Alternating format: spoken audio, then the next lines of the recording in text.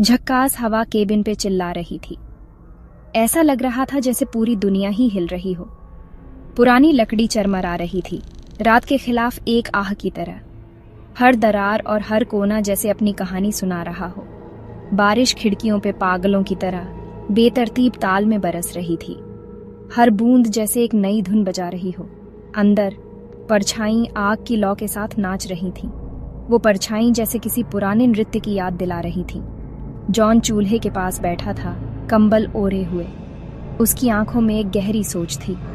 80 साल का वो अपनी हर हड्डी में उम्र महसूस कर रहा था। उसकी झुर्रियां उसकी जीवन की कहानी बयां कर रही थी। उसका हाथ पुरानी जड़ की तरह गांठदार और धब्बेदार उसके बगल वाली मेज तक पहुंचा।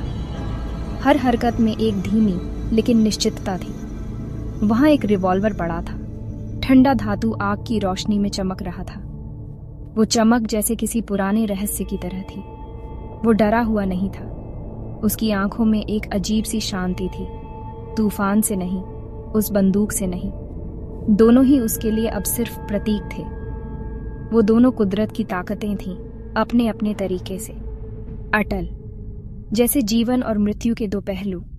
ठीक उसी तरह जैसे यादें उसके चारों ओर घूम रही थीं, चूल्हे से उठते धुएं की तरह घनी।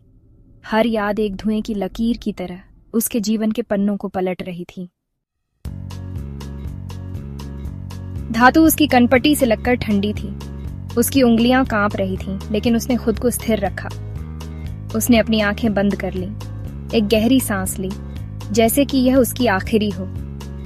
मैरी, उसका चेहरा जवान और खूबसूरत, उसकी पलकों के पीछे चमका। उसकी मुस्कान, उसकी आंखों की चमक, सब कुछ याद आया। उसने उसे हंसते हुए देखा। हवा के शोर में उसकी हंसी की गूंज सुनी। वह हंसी जो अब केवल यादों में बची थी, अब चली गई, समय और बीमारी ले गई। उसकी हंसी, उसकी खुशियां, सब कुछ समय के साथ धुंधला हो गया। कितनों को ऐसे ही ले गई। कितने चेहरे, कितनी यादें, सब कुछ खो गया। उसने रिवॉल्वर नीचे कर लिया। शायद आज का दिन आखिरी नहीं था। आज रात नहीं, वो सुबह का इंतजार करेगा। शायद सुबह कुछ नया लाए। देखेगा सूरज क्या लाता है। हर सुबह एक नई उम्मीद होती है। कम से कम मैक्स का तो हीक बनता था उस पे। मैक्स, उसका वफादार साथी। उसका वफादार साथी पिछले 5 सालों से चला गया, लेकिन उसकी यादें अभी भी ताज़ा थीं। हवा के साथ एक दर्द भरी चीख उठती हुई लग रही थी, उसके दुहक की एक गूंज। लेकिन शायद इस गूंज में भी एक उम्मीद छिपी थी। उसे अपने छोटे से ग्रुप की गर्माहट याद आई। मैरी, मैक्स और वो। पतझड़ के पत्तों से होते हुए हाइक, आग के पास शामें, मैक्स का सर उसके घुटने पे।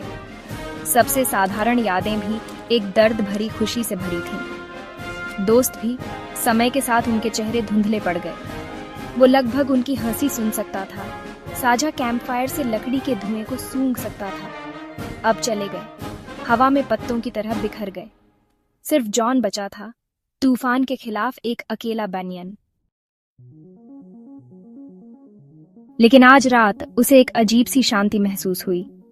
यह शांति उसके दिल की गहराइयों से उठ रही थी, जैसे किसी ने उसके अंदर के सारे तूफान को शांत कर दिया हो।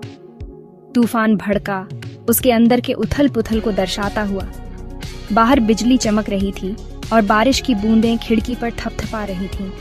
फिर भी उसकी आंख में एक शांति थी। उसकी आंखों में एक गहरी समझ और स्वीकृति झलक रही थी। उसने एक अच्छा जीवन जिया था, गहराई से प्यार किया था और बदले में प्यार पाया था। उसके जीवन के हर पल में एक कहानी थी, हर याद में एक भावना। एक आदमी और क्या मांग सकता है? उसने अपने जीवन में जो कुछ भी चाहा था, वह सब कुछ पाया था। उसने रिवॉल्वर वापस मेज पर रख दिया। हवा के झोंकों के बीच सन्नाटे में क्लिक की गूंज। ये एक प्रतीक था, एक संकेत कि वह अब शांति में था। बाहर तूफान कम होने के पहले संकेत दिखा रहा था। बादल धीरे धीरे छंट रहे थे और आसमान साफ हो रहा था। हवा आह भरती हुई लग रही थी, बारिश हल्की फुहार में बदल रही थी। यह एक नई शुरुआत का संकेत था, एक नई सुबह का आगमन। फिर वो सो गया। धूप से भरे मैदानों और एक जाने पहचाने कुत्ते के भौंकने के सपनों से भरी गहरी नींद। जब वो उठा, केबिन एक नरम, धूसर रोशनी में नहाया हुआ था। तूफान बीत चुका था। एक धुली हुई दुनिया छोड़कर वो खड़ा हुआ, हड्डियां विरोध में चरमरा रही थीं। वो आग जलाएगा, कॉफी बनाएगा और फिर वो जंगल में टहलने जाएगा। उसे रिवॉल्वर की जरूरत नहीं होगी। वो घर जा रहा था।